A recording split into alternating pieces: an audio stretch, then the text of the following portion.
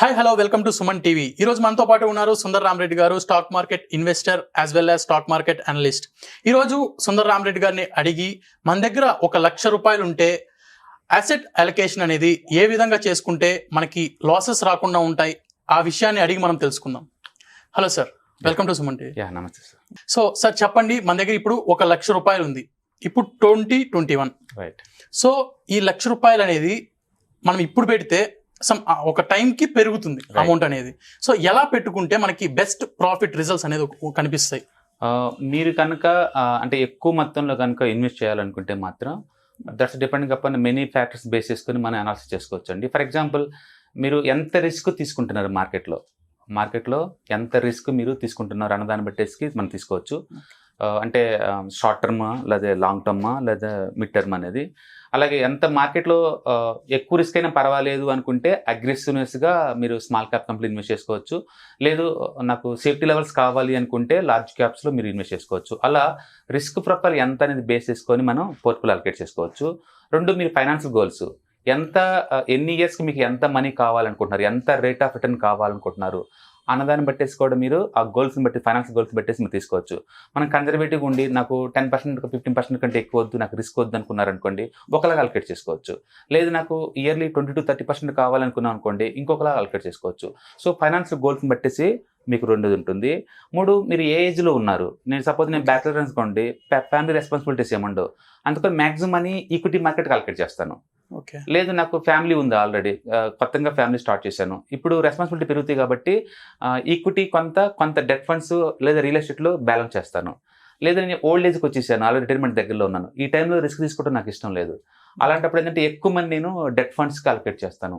అట్లా family responsibility బట్టేసి ఎంత ఏజ్లో మీరు ఉన్నారు అన్నదాన్ని బట్టేసి మీ రిస్క్ ప్రొఫైల్ని బట్టేసి అలాగే మీ ఫైనాన్షియల్ గోల్స్ని బట్టేసి మనం డిఫరెంట్ వేలు మనం ఇన్వెస్ట్ చేసుకోవచ్చు.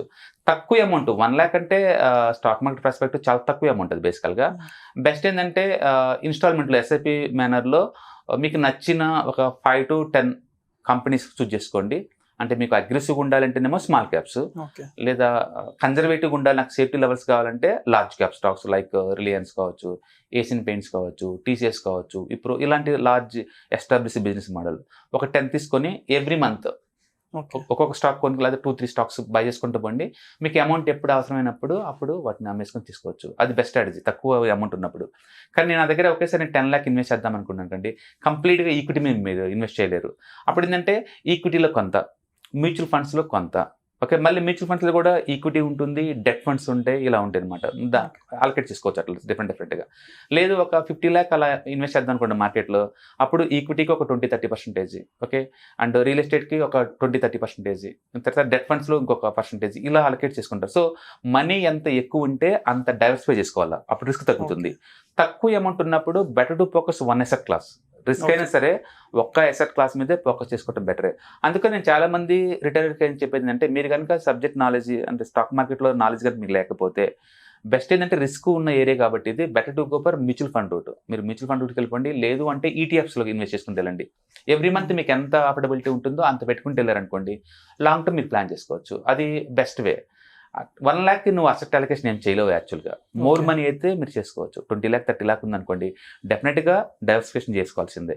ఎంత ఎక్కువ డైవర్సిఫై చేసుకుంటే నీకు రిస్క్ తగ్గుతుంది, రివార్డ్ కూడా తగ్గుతుంది. అది గుర్తుపెట్టుకొని మనం చేసుకోవచ్చు. సో ఫైనాన్షియల్ గోల్స్ని పెట్టేసి, ఏజ్ని పెట్టేసేసి, మీరు లైఫ్ స్టైల్ ఎక్కడ ఉన్నారంటే బ్యాచిలర్స్ ఉన్నారా, లేదా ఫ్యామిలీ ఉందా, లేదా ఓల్డ్ ఏజ్ ఉందా అన్నదాన్ని పెట్టేసి మనం డిఫరెంట్గా అలొకేట్ చేసుకోవచ్చు. ఇప్పుడు స్టాక్ మార్కెట్కి వచ్చేసరికి ఇప్పుడు 1 lakh నేను కేవలం స్టాక్ మార్కెట్లోనే పెట్టాలనుకుంటున్నాను. రైట్. అది ఎలా డివైడ్ చేసుకోవాలి? అంటే ఏ కంపెనీలు పెట్టుకుంటే మనకి లాసెస్ లేకుండా ఒక సేఫ్ సైడ్ అనేది ఉంటాం? యాక్చువల్గా స్టాక్ మార్కెట్లో ఏంటంటే కొత్తగా వచ్చిన వాళ్ళు ట్రేడింగ్ కనుక బిగిన్ చేస్తే, ట్రేడింగ్ అంటే by and cell with in the 1 year. మీరు ఏదైనా కొని విత్ ఇన్ 1 year అమ్మారనుకోండి, దాన్ని మనం ట్రేడింగే అంటాం. మళ్ళీ ట్రేడింగ్లో 4 స్టైల్స్ ఉంటాయి. స్కాల్పింగ్ అని, డే ట్రేడింగ్ అని, స్వింగ్ ట్రేడింగ్ అని, పొజిషన్ ట్రేడింగ్ అని 4 స్టైల్స్ ఉంటాయి. సో మీకు ఎక్స్పీరియన్స్ ఉంది అనుకుంటేనేమో better to start with position trading. Position trading అంటే ఒక మంత్లీ ఇన్కమ్ అనుకోండి, మంత్లీ ఇన్కమ్ లాగా ట్రీట్ చేసుకుంటే మనం పొజిషన్ ట్రేడింగ్ అంటాం. అలా కాదు, నాకు ఆల్రెడీ ఎక్స్పీరియన్స్ ఉంది ఆ ఏరియాలో, డమ్మీ ట్రేడింగ్లో 1 year నేను చేశాను, మంచి రిజల్ట్ బాగుంది అనుకోండి, మీరు డైరెక్ట్గా ఇంటర్ ట్రేడింగ్కి బిగిన్ చేసుకోవచ్చు. సో అందుకని మీరు ఎలా అలొకేట్ చేస్తారనేది, ఫస్ట్ మీరు కొత్తగా మార్కెట్లోకి వస్తున్నారనుకోండి, మ్యూచువల్ ఫండ్స్కి ఒక 10-20%, ETF ట్రేడింగ్కి ఒక 30-40%, పొజిషనల్ ట్రేడింగ్ ఈక్విటీ మార్కెట్లో ఒక 20-30%, ఇంట్రాడేకి ఎంత తక్కువ అలకేట్ చేస్తే అంత బెటర్ మొదట్లో. ఒక 6 months వచ్చిన తర్వాత, ఎక్స్పీరియన్స్ వచ్చిన తర్వాత ఎక్కడైతే మీకు మనీ బాగా వస్తుందో ఆ ప్లేస్కి ఎక్కువ అలకేట్ చేయండి, లాస్ అయ్యే ప్లేస్లో అలకేషన్ తగ్గించుకోండి. అట్లా మీరు వితిన్ 1 year కల్లా మీకు ఐడియా జనరేట్ అవుతుంది ఆటోమేటిక్గా. ఎక్కడైతే మనకి మనీ వస్తుందో ఆ ప్లేస్లో మీరు ప్లే చేస్తారనమాట. బట్ బెస్ట్ సజెషన్ ఏంటంటే మీరు మ్యూచువల్ ఫండ్స్, ETF మీద ఎక్కువ ఫోకస్ చేసుకోవడం better. Again that's depending upon the మీకు ఫైనాన్షియల్ గోల్స్ ఏంటి, రిస్క్ ప్రొఫైల్ ఏంటి, ఎంత ఎక్స్పీరియన్స్ ఉంది అన్న దాన్ని బట్టేసి మీరు తీసుకోవాలి తప్ప మనం బ్లైండ్గా అందరూ సజెస్ట్ చేయలేం.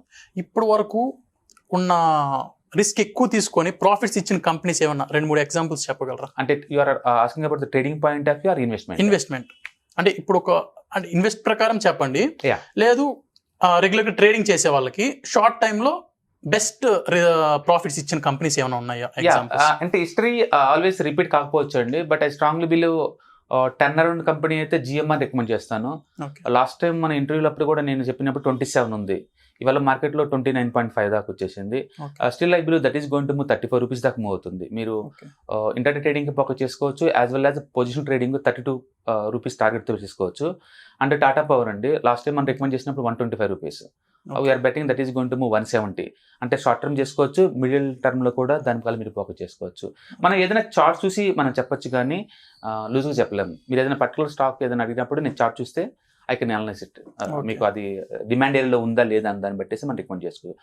ప్రస్తుతానికైతే GMR and Tata power is too good.